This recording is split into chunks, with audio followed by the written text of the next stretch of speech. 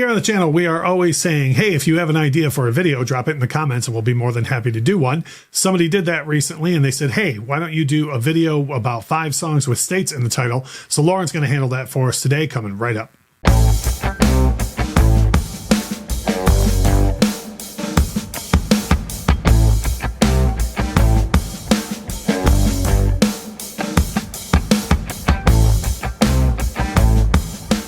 Hey, it's Lauren and Russ here on the Infectious Groove YouTube channel, and we had a viewer of the channel say, hey, why don't you do a video about 5 songs with states in the title? And we kind of talked this over, and I was like, I would rather you handle this, because not only the person that made the suggestion said, and I don't mean this in a bad way, but said like, hey, what about the song, the song, the song? I would have done the 3 ones they picked and been like, and then here's 2 other obvious ones. Yeah. Where I think that what you picked are good, unique choices.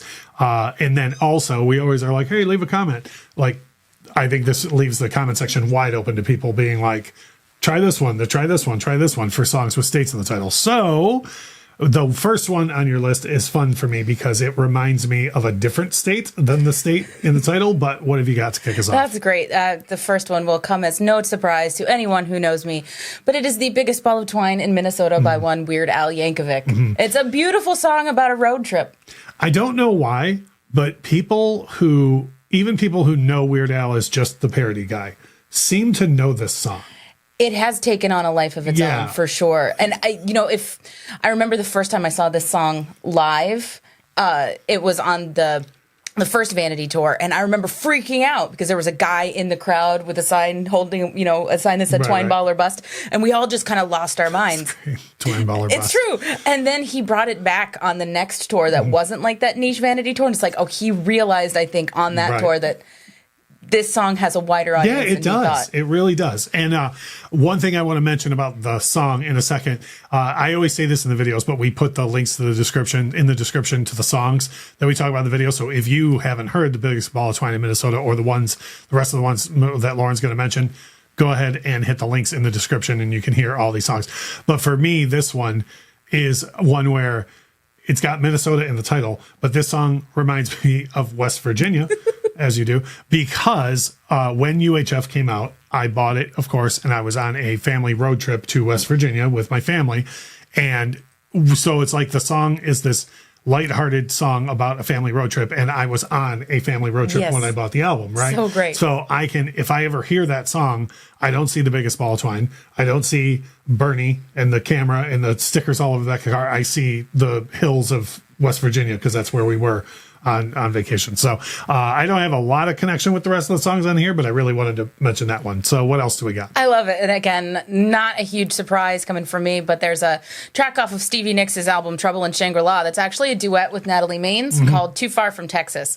And what I thought was really neat about this song when I heard it was, everybody kind of has this witchy Stevie Nicks idea, but on her first album, there was a lot of country twinge to some of the tracks on there, and she got away from that for a long time, and then she brought it back in 2001, and I was like, oh, I love this. This is Stevie getting back to just that simple country thing that she does really surprisingly well. There's 2 things I like about that. One, I would argue that country's sort of renaissance or heyday was over by then, like the big boom that happened in the mid to late 90s. So I like that Stevie wasn't just like, oh, I'll do that because it's popular now, right? That, and I'm a champion of the Trouble in Shangri-La record. I think it's much better than it gets credit for. It sure is. It's never really been dogged on per se, but like even the singles from it, she doesn't really do in concert anymore. Like nobody remembers them. Right. So Natalie Maines, who again was just before Foot in Mouth, Natalie Maines, but after the Dixie Chicks had that huge run. So I like that a lot.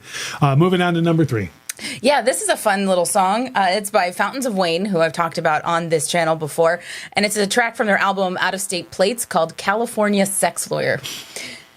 And if you know what Fountains of Wayne sounds like, this sounds very much like Fountains of Wayne doing their thing. But I kind of love how the idea for the song came about. They were in their lawyer's office, and he had just like legal magazines everywhere. And one of the magazines was called California Lawyer. And then one of the guys in the band goes, California Sex Lawyer. Nice. And they wrote the song. Well, yeah, which is something we would do in that instance. But this is one that is an example of what I said in the intro of the video, where I never would have thought of this song. So that, like, this is why I was like, Lauren, will you handle this video, please? So it's not the most basic thing ever. Here's another artist coming in for your fourth pick, is someone who does not surprise me at all. Would end up, I feel like this artist is, no matter what topic we were doing, you would be like, I'm going to find a way to work that guy in. I'm going to shoehorn him in there. But with this one, it's a song that has a state in the title. Yeah, it's Randy Newman. It's Louisiana 1927 from the album Good Old Boys, which I have talked about on the channel before. And this song doesn't sound like anything else on this list. It's like the saddest song on the list. And what was really interesting to me, too, is that after Katrina, this song kind of got a whole new life because it was about a flood in Louisiana and how the government handled it. Mm-hmm. And then Randy Newman got interviewed a bunch again after Katrina because of this song. Right, which is cool. Like that. I mean, it's about a sad subject and it's an awful thing happened, but it's good that a song that was made so long ago about something like that came back to be relevant again. So speaking of the 90s country boom, you are going to take us out with a person who I would argue is underrated for sure. the 90s country boom, and that is Dee Messina with Heads Carolina, Tails California.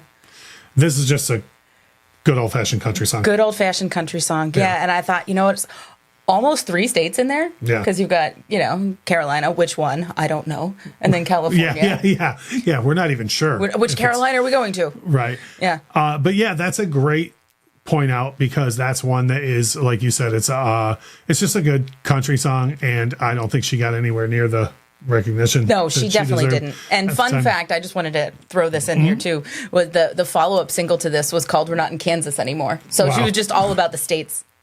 So including both Carolinas and the Kansas on the follow-up single, Lauren has way overdone it with this suggestion. So thank you for the suggestion. I hope whomever suggested it enjoyed this video. And everybody else on the channel, please, like I said, I would have been the guy that went right to the obvious stuff. In the comments, knock out the obvious stuff, but also let us know ones that I didn't think of and even Lauren didn't think of. And as we always say on the channel, thank you so much for watching.